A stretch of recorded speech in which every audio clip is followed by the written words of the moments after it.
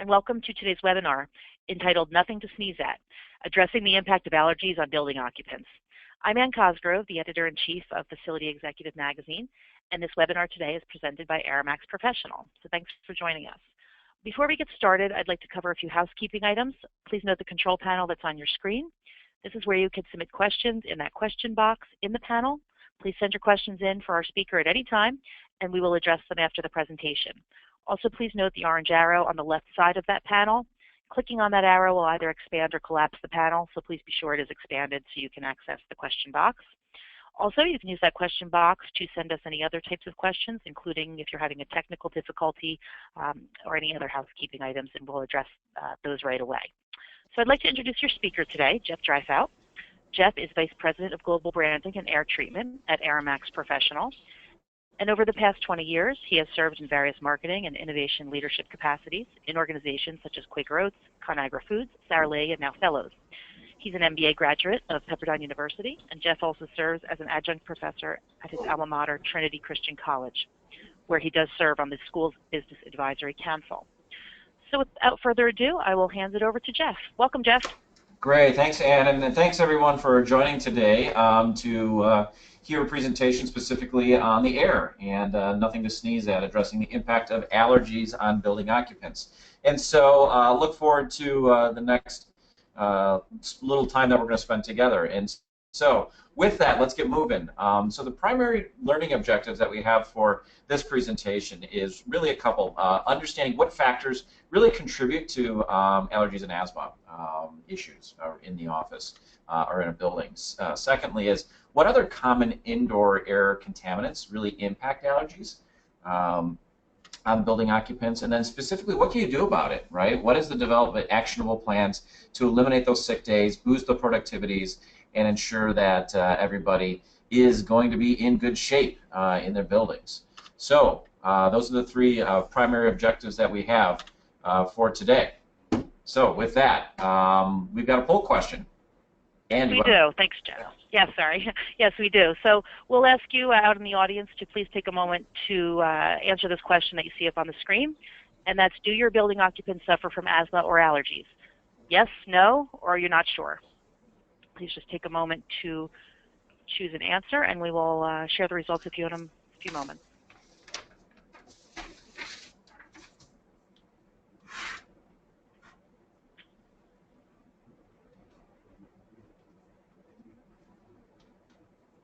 Okay, so I think we'll see those results in a moment, and there we go.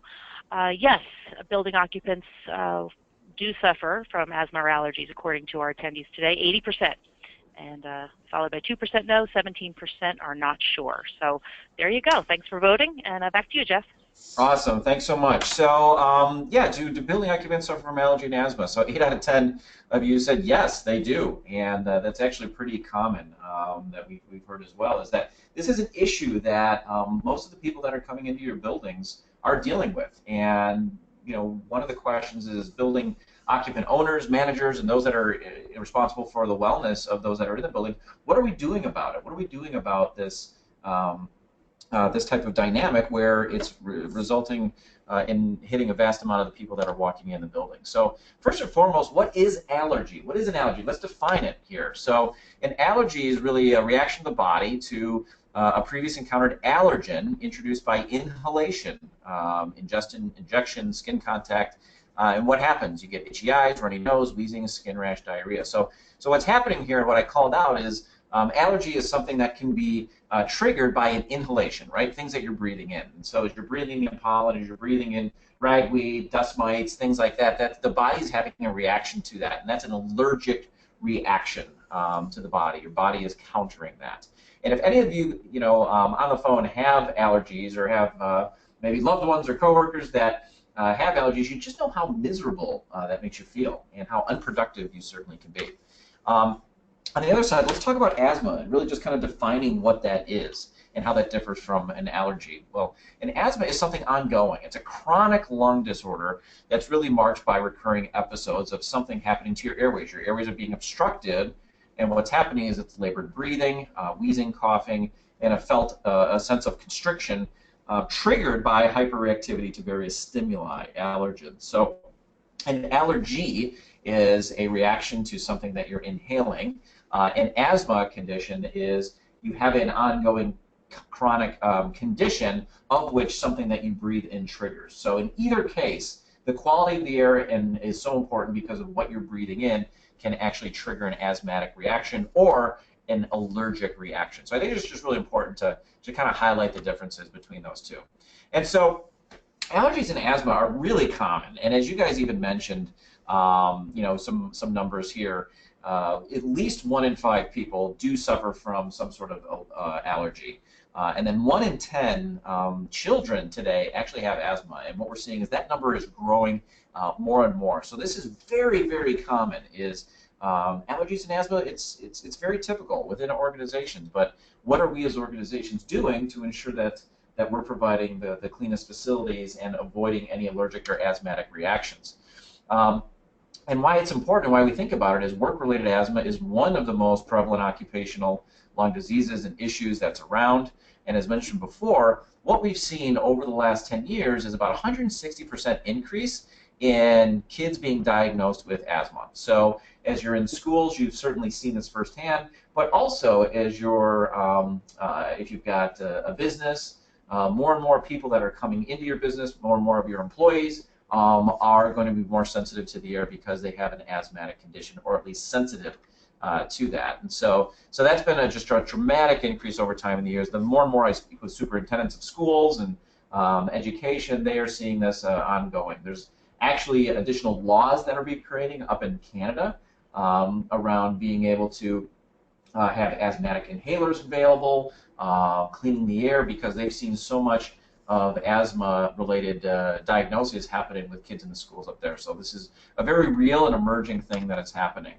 So allergies and asthma, I think what's important here as we think about this is that we spend so much of our time indoors, right? We spend about 90% of all of our time indoors, and the thing is, the indoor air is actually more polluted than the outdoor air. That's something that we don't think about a lot. We also, when we're indoors, we spend our time with other people, right? We're spending our time at least 9 hours in what we're calling shared spaces. These are spaces that you're sharing with other occupants, right? Think about your business, think about a classroom, a conference room, workstations, offices, things like that.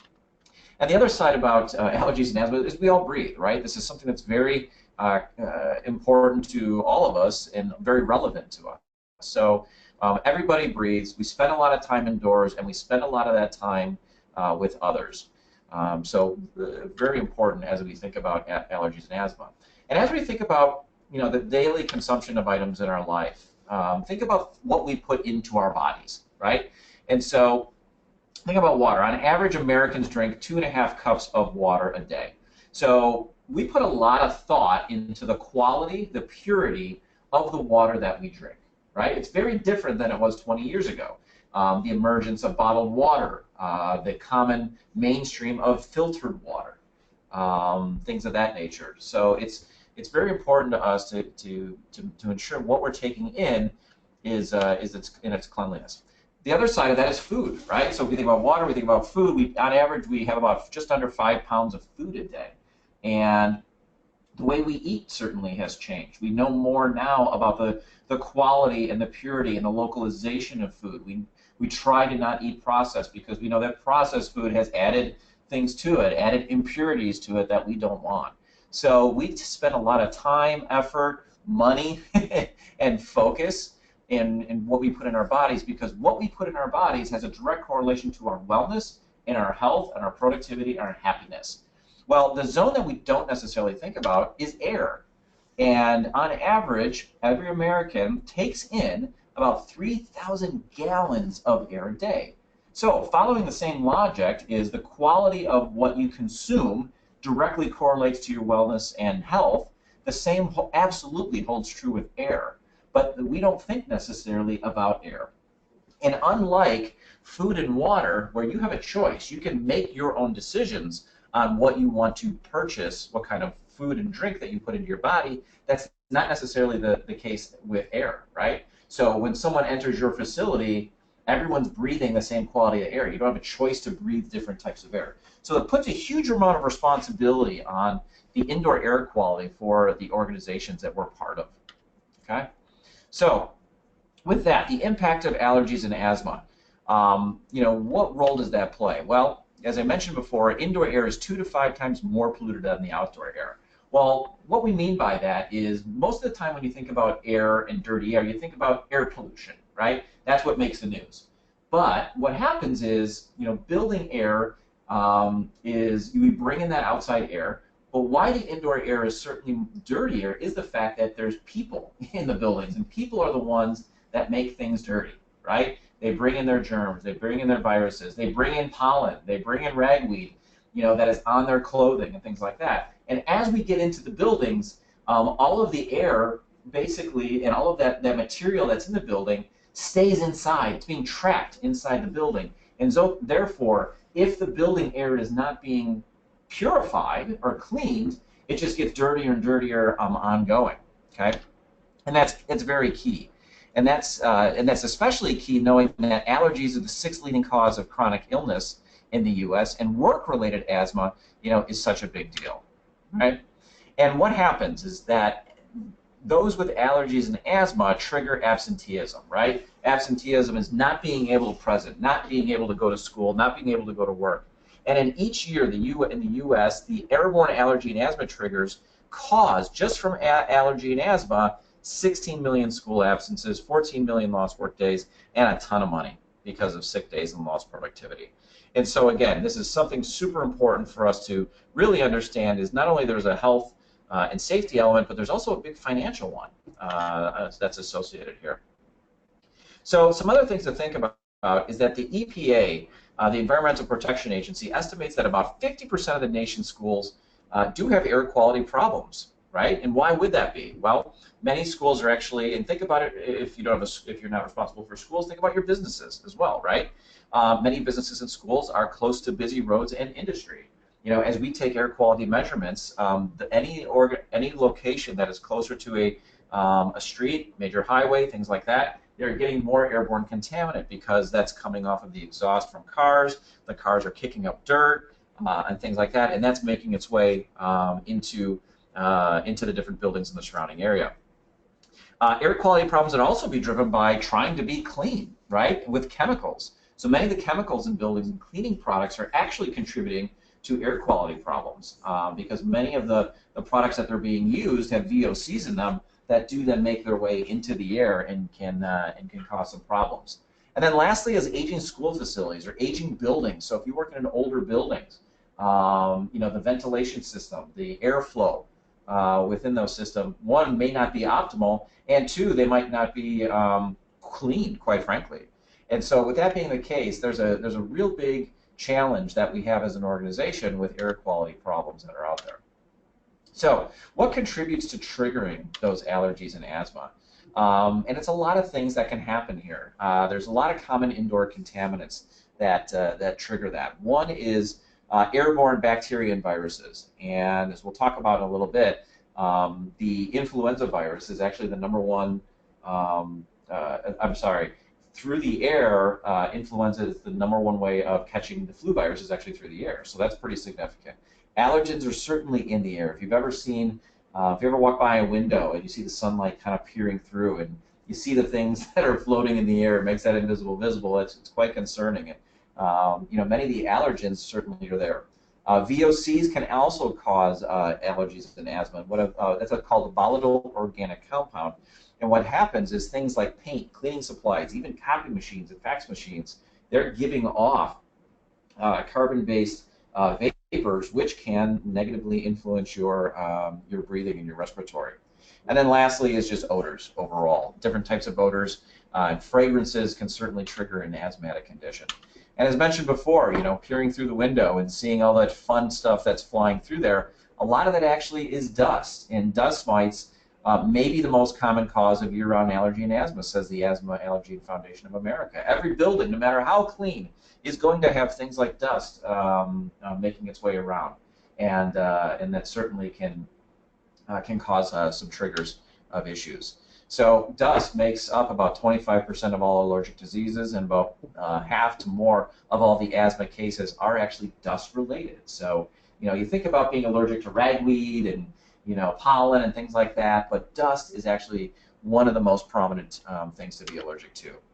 And these are all around year-round concerns. Certainly in the spring and the fall, you're going to see a significant increase in the amount of prescription ads around allergic medication that take place, your Claritin and things like that. But as you think about, there's items that are year-round, such as indoor mold, right? You get too much moisture that's within your building, dust mites, pet danders, and yes, the lovely cockroaches, and what they leave behind, and is something that is causing significant issues around triggering asthmatic conditions. And what's happening is that allergies are on the rise. Some of the climate change is actually making some plants grow faster, resulting in longer seasons for having allergic conditions. Ozone and CO2 levels that feed allergy-producing plants are certainly on the rise, and ragweed pollen becomes more of a problem with increasing carbon dioxide. So just more and more increasing of those types of issues. As mentioned before, pollen and other common allergens can be brought in indoors from simple things like an open window, but also your HVAC system, right? Your heating, ventilating, air conditioning system does bring outdoor air in. They try mostly to filter that at times, but many times that we've seen it's quite ineffective. But even just people, again, contaminating the area just by walking, coming in based on their clothes, bags, things that are out there. Maybe it's even plants that people are having inside the facility. Now, air pollution. Air pollution is one of those areas that does trigger asthma and allergies as well. And what I've got here is actually a map that is from a NASA satellite. And what this is doing is taking an image of the United States, obviously. And what it's doing is it's measuring and showing the density of the amount of dirt or particulate matter that is in the air. So blue is good, red is bad. Anything light blue, yellow, orange is very bad. And so what you're seeing here is there's a lot of concentration of basically dirty air around a lot of urban areas, right? A lot of cities. And then in the Midwest, you see a lot of industry that's taking place there. You also see the role of how topography or the mountainous, the topography of the land and the mountain ranges that are there, like in the California and the Valley, how the air gets trapped because of the makeup of the ground. And so that's a very big deal. And so the World Health Organization shows that an acceptable level is at 10. And as you can see, there's many cases around the U.S. where it's on average quite high, and in many cases double what the World Health Organization says is safe. Odors are also a big issue with allergy and asthma. And what happens when something stinks? Typically, what do? We mask it, right? We create an aerosol solution. We have candles. We've got sprays. We've got automatic sprays that take place. But what's happening is that's just adding more contaminant to the air and can trigger asthma and asthmatic reactions with individuals, right? Anything too perfumey, too fragrancy certainly can do that. And by the way, it's actually not getting rid of the odor. So it's actually just covering up the odor. So it's not really cleaning anything more here. Many of those things that we mentioned before around VOCs is there's a tremendous amount of them as well that take place. And a lot of the cleaning agents and the aerosols that are out there have that. If you've heard of sick building syndrome, this is something that is happening because of VOCs. And you can't smell VOCs, you can't taste them. But if you've got people in your organization that constantly have headaches or asthma or different attacks, it may be because of a volatile organic compound. And volatile organic compounds are in lots and lots of things. So yeah, those three zones are important. And what's interesting, the VOCs come in a lot of different forms: paints, printers and fax machines, composite woods. If you've got old, composite wood desks, cabinets, things like that, you don't remember where you got it from. Depending on where you bought it from and the type of quality wood that's there, that could be emitting a VOC. Older carpeting, linoleum, and even fiberglass insulation, which may be behind the wall. All of these have been shown to give off VOCs. So certainly something you want to check. And if you're ever doing any remodeling, ensure that you are remodeling and putting in non-VOC type of items. So many people aren't thinking about that. So we know about like the triggers and what is contributing to most of these issues, but what's the ROI of improving indoor air quality and reducing some of those triggers? Well, there's a lot of kind of key zones here that are real big benefits of cleaning the air. One is just around improving productivity, and like you said before, you eat right, you drink right, you breathe right, you're going to be more productive. And the best way to be more productive is to not be sick, right? To show up to work. So reducing absenteeism, avoiding being unproductive is key. The benefits of clean air, it also improves your facility perceptions, right? The ability to know that you're showing care and concern to all those that walk into your building to say we're proactively cleaning to ensure that you don't get sick.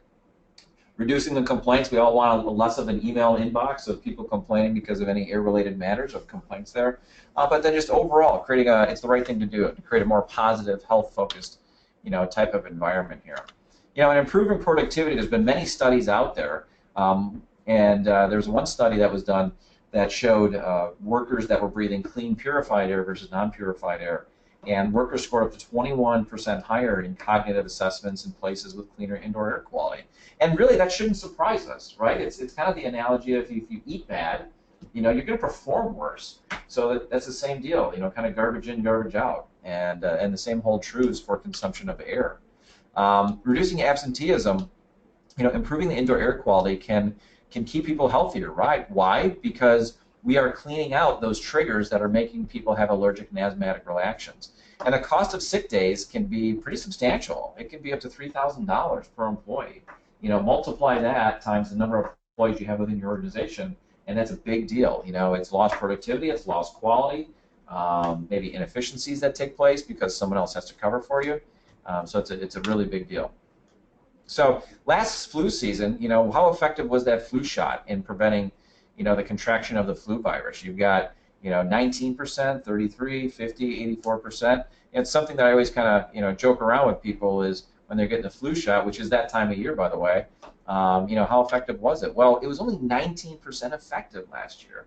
And the reason why, as you guys can imagine, is one, it's always guessing the type of strain that the flu is going to be. And it's hoping that we can hit it. Well, what happened in the last years is that the flu virus actually mutated, and so what ended up happening there was the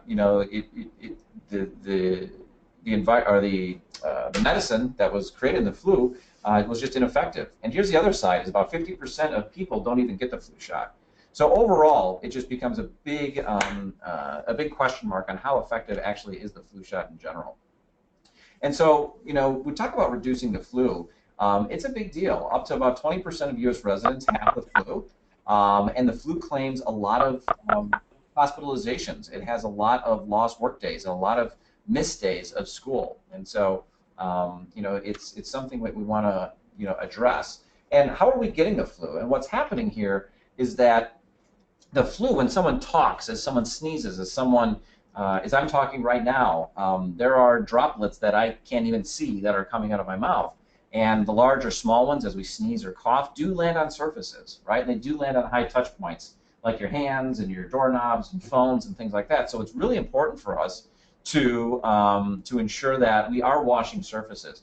But the most infectious droplets are the ones that remain suspended in the air, right? So as I sneeze in one room, I walk out, an hour later, someone walks into that same room, they're going to be breathing in the infectious nuclei that is still in the air. And these are so small that they can remain suspended in the air for hours and hours on end. Some studies have them over 6 hours can remain suspended in the air, especially in the winter months when there's drier air that take place. And so that's a big deal. And HVAC systems, the heating and venting systems, what they're actually doing is they're taking in those infectious droplets as someone's sneezing in one room, and it's accelerating that and spreading that in the rest of the organization using the HVAC systems. So that's a big problem. So what happens is droplets from one sneeze can contaminate entire rooms, stay in the air, and even get distributed throughout an organization very, very quickly. And so just knowing that is absolutely key. We got to be able to clean that. Improving the facility sections is another kind of area that we want to do. Is a first impression never dies, right? When you come to an organization and you've got hand sanitizers, you've got efforts that you proactively take into to say we're going to clean the air. It helps raise awareness to the air quality and the fact that the air quality is important and we're actively cleaning it. So as we think about the air, let's talk specifically about the restroom air, right? Restrooms are a constant area of contamination. And for obvious reasons, I won't get into that. But think about it. It's an area that is people are always going to. Everybody uses the restroom in your facility, and they're using it anywhere from 4 to 6 times a day. And as related to school, and we've seen the same studies with businesses as well, is that the 65% of students, 65% of employees, agree that restrooms shape perceptions of your school. And then even at the student side, 6 out of 10 students reported having to avoid going to school restrooms altogether, despite needing to use the facilities. And we've seen the same taking place at work too. If you don't have a clean bathroom, if you don't have the perception of clean, it's something that people are certainly avoiding. We also want to reduce complaints with improving indoor air. Getting a lot of complaints around allergies, asthma, odors, things of that nature. And so we want to be able to certainly reduce that by cleaning the air. So what we say and what we really believe here is for a truly clean facility, you have to be able to clean the air, right? So cleaning the air is something that is complementary to what you're already doing. Your facility is already taking efforts to clean bathrooms, clean surfaces, clean doorknobs, take out the trash, do the vacuuming, right? Employees hand sanitization stations, encouraging people to wash their hands. All of that is very important. We need to keep doing that because remember, those droplets do land on surfaces and hands. However, we've got to be able to clean the air. So a total clean solution includes clean surfaces and clean air. Absolutely. So how do we effectively clean the air? The first thing is to clean green, right? So checking the type of cleaning chemicals that are using right now is minimizing the usage of anything that's VOC contained. And if you don't know, check. Check to see what sort of cleaning chemicals you're using and what they look like. As we talked about with VOCs, what are those materials, building and office materials that you have? Are they old? Do we need to check whether or not those have any VOCs specifically on them? Okay. And what we also say is don't rely specifically on heating and air conditioning. The HVAC is designed to temperature control, right? The reason why we have a furnace and an air conditioner is to make things hot, to make things cold, and to move air around. They're not designed to clean the air. And in fact, your HVAC systems are responsible for distributing germs throughout an organization specifically. So that's a key piece. So what we say is rather than just moving the germs around, let's get rid of the germs. Let's get rid of the allergy and asthma triggers that are taking place and applying air purification to improve your indoor air quality in really those problem areas. And generally what I would say is those problem areas are generally those areas where you've got the most people. Follow where most of the people are, right? And that's why one of the first places we always say is restrooms, right? Everyone is going to restrooms and going there many times throughout the day. And so air purification is key because purification removes rather than redistributes the vast majority of airborne air pollutions, right? Think about your water purification, right? This is about removing the impurities from the water so that you get water in its purest form. The same thing is with air. It's removing the impurities of the air so that you're getting the air in its purest form. And so the other analogy is like, you're not really cleaning if you just sweep, if you sweep your floors and you just move the dirt and you sweep it out of one room and put it in another. You haven't cleaned anything, you've really just moved it around, and that's what HVAC is doing today. So one of the things that I also want to call out, we talked about bathrooms, right? So this is actually a computer model that architects use to design buildings and the airflow within it. And this is actually a women's restroom that has 6 toilets in it. And each of these toilets are flushing. And what you're seeing here in that red cloud is the cloud that emerges out of a toilet after it's flushed.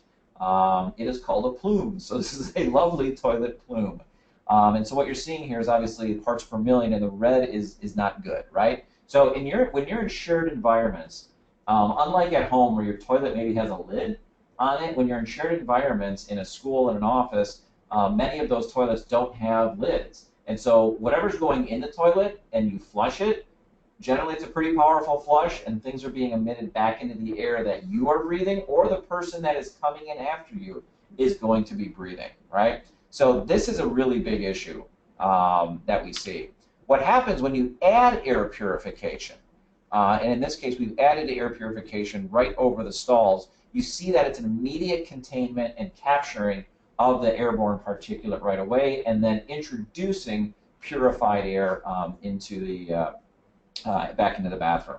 And I'll say, guys, that all of this is represented with HVAC. So when we've done the modeling here, you can see here that HVAC just is not effective at being able to remove the particulates and the issues that are in the air.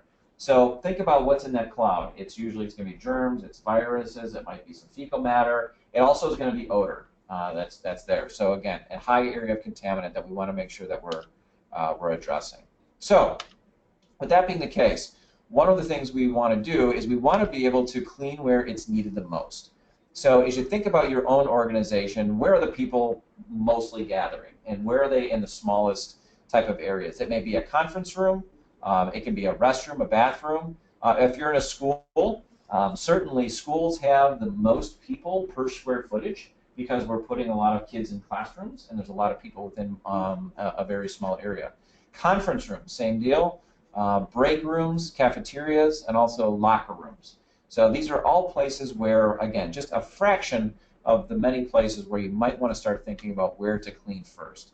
So, and Aaron, one of the things we also say is to be looking out for is to getting certified, right? Is to making sure that that you've got the endorsement. In Aramax, we are certified asthma and allergy friendly, and what that means is we're endorsed by the Asthma and Allergy Foundation of America, and what that means is that we're actually tested in independent laboratories with doctors who are responsible for treating allergy and asthmatic conditions, and we get that seal of approval specifically for air treatment. And so what we say is, as you're looking to improve the indoor air quality within your organization, you know, looking at something like Aramax Professional, a commercial grade air purifier, you want to be able to remove 99.9% of allergens and viruses, and you're doing that through using filtration that is very common to hospitals. Hospitals use HEPA-like filtration because that's capturing the smaller particles that you might find in germs and allergens.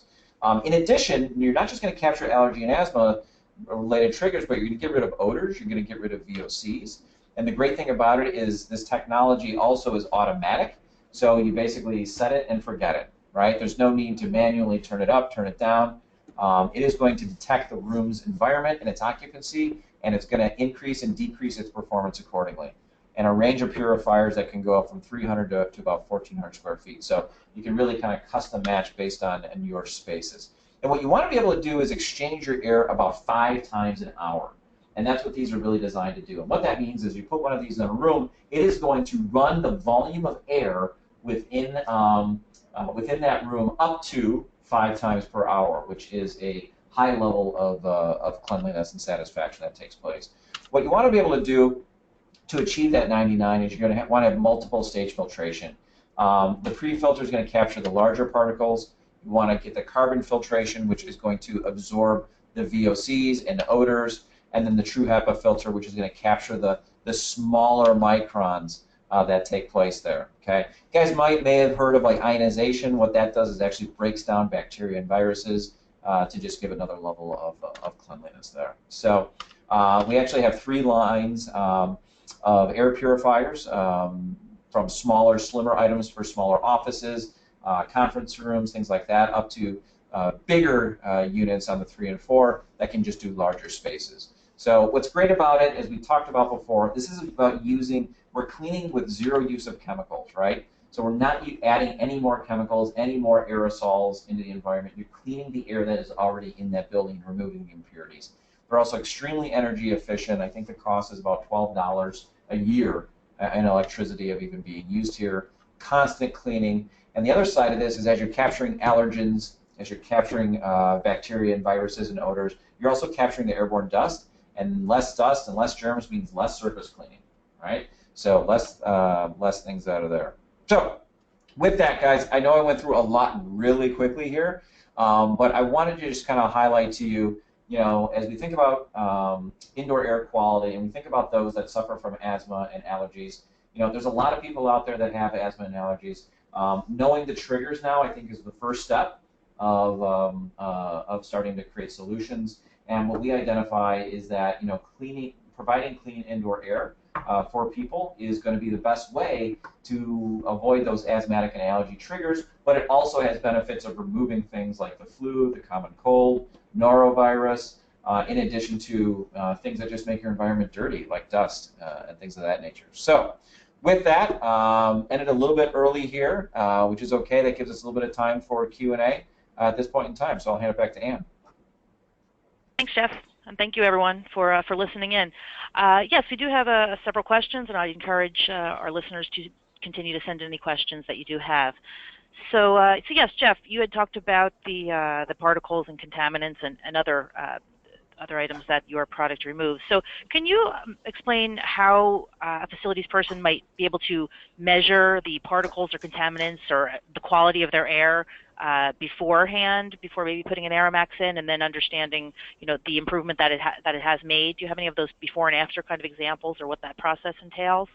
Yeah, what we do is there's absolutely an opportunity to measure what we use in using a particle counter. And what that does is it's a small little handheld device that we use that basically takes in your air, and it'll measure the amount of particles and actually the size of the particles. And so the size of the particles, it gives us an indication of the type of particle it is. So smaller particles are generally things like viruses and germs, and larger ones can be dust and allergens. And so what we can do is actually take measurements of basically the amount of particles that are in the air. And what's interesting about that is it's unseen to the human eye. So you may look in your environment and say, oh, it seems like our we've got clean air. But how do we really know? And so we take a particle count measurement, and we can do that before, and we can take that in different areas of a facility. And then secondly, what we'll do is kind of do afters. And so as we install, or as we have air purification running, we can do pre and posts.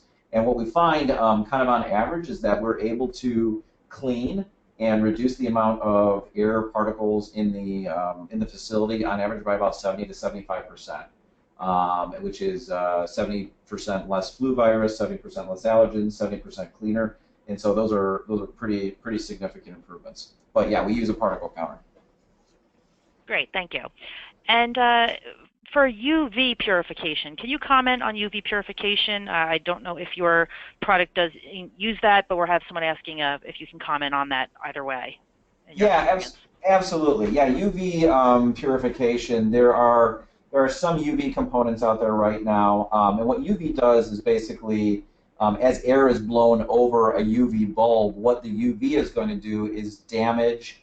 The intention is that it's going to damage the virus or bacteria that is exposed to on the UV light. The reason why we don't go with UV is a couple of reasons. One is the level of effectiveness.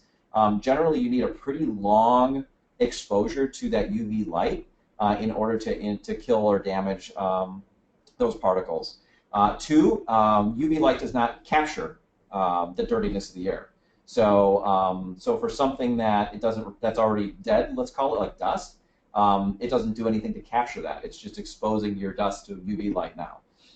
And then third, there's the exposure to UV from a human standpoint is not good, and so we don't like running that risk. We use the HEPA filtration, which captures all of that. So whether or not it's dust or bacteria or a virus, it's going to be captured in the HEPA and not reintroduced back into an environment. So yeah, that's why we elect to use HEPA filtration to capture rather than UV, because UV has been it's questionable in terms of its effectiveness. Thank you. And have the Aeromax units been tested in relation to documenting that they do or do not generate any ozone? The question here refers to ozone production is a problem with some ionization in air cleaners. Can you comment on that? Yeah, absolutely. Great question. And yeah, this has actually been tested.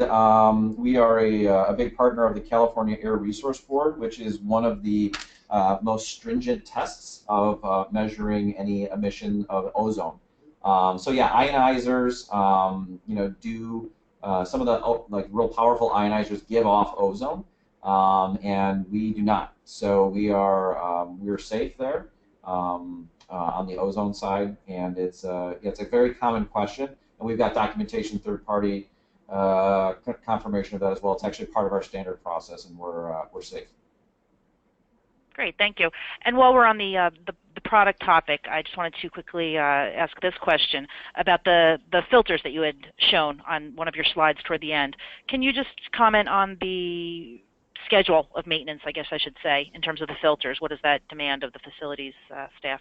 Yeah, exactly. And we really designed this in mind for the facility staff. The last thing we know you want to do is be able to go and have to change out things every so on a frequent basis. These are designed to need to be changed out once a year, and so that's really the schedule. And again, that's on an average environment. So if you've got a highly polluted environment, it may take a little bit more frequency there, but on average, you're going to find only need to change this out once a year. Great, thank you. And looks like we have one last question, unless we get a few more in, asking about the role of carpet in the facility. If you have any insight on that. The question or statement is, I've heard it acts as a filter to remove pollutants and allergens from the air until they can be removed via vacuuming or deep cleaning. Does that complement the air purification system, or have you seen any kind of relationship between that in your work? Yeah, actually, we've seen carpeting, and that's a question around carpeting, right? Correct. Yeah, so what we've actually seen is most of the carpeting being a contributor to the airborne contaminants that are in the air, carpet fibers being emitted, and actually being a way of when carpet is agitated as people are walking around, it's actually kicking up many of the dirt that falls in the carpeting, but also carpeting itself. And so when we do a lot of measurements, we'll find a lot of carpet analysis and carpet fibers that are happening. So we do not see carpeting at all as being a way to filter or capture and improve your indoor air quality. And in fact, it's actually one of the contributors of the contaminant at times. Okay. Thank you, Jeff. Okay, well, that seems like it's all the questions we have, and I want to thank you for the presentation. Excellent. And yeah, one thing to notice, if anyone does need a copy of the presentation, or if they have any additional follow-ups, they certainly can reach out directly to me. Wonderful, wonderful. Thanks, Jeff. And thank you to Aeromax Professional for sponsoring this webinar, and of course to all our attendees for listening in today and for sharing your questions and interest. A recording of the webinar will also be available online at facilityexecutive.com, as well as on the Aeromax website, and that's aeromaxpro.com. Thanks, everyone. Have a great afternoon.